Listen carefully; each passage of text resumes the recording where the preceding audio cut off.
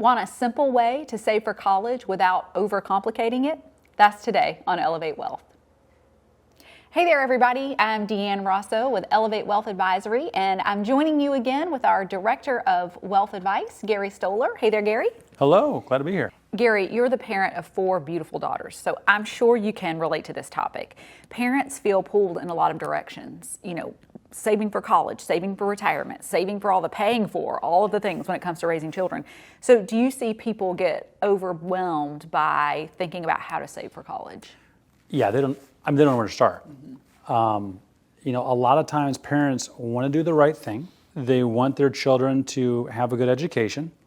They want to be able to do something to fund and start investing for that. And honestly, the good news is there is a simple way that can be very effective. So it doesn't have to be complicated. Okay, so there's a simple way. So tell us, what is the simplest way for most families to save for college? The most straightforward way is the 529 plan. So this plan is designed and built for educational expenses, for higher education. You put money into it, and then it's going to grow tax-free. And then when the time comes that's needed to actually pay for the education or education-related expenses, then you can take the money out and pay those also tax-free. So what's the difference between that 529 then and let's say a Coverdell account? Yeah. So the 529, first of all, it does not have an annual limit for what you can contribute. Now in Georgia, there is a total limit of $235,000 that you can put in. So the Coverdell is $2,000 a year. Okay. So a lot more restriction on that. With the 529, you actually have less investment options. Okay. There's about 16 different portfolios that TIAA allows you to invest in.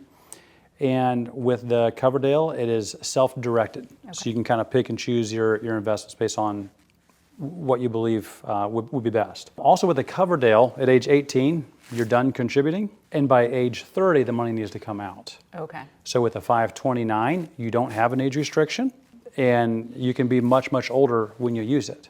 Right.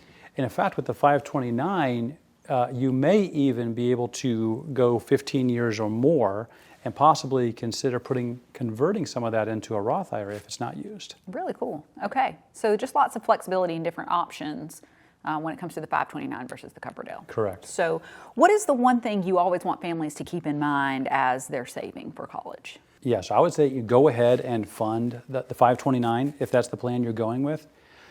Just keep in mind that you want to be able to continue funding your long-term plan, building your own wealth, funding your own retirement.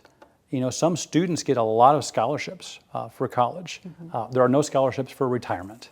That is correct. So keep funding for your own retirement as you start funding for the children as well. But you're absolutely right, Gary. That's such good perspective. And if you have questions about how you can save for your children or your grandchildren's college, we're here to help. Visit us at elevate-wealth.com and click Let's Talk. We'll see you next time.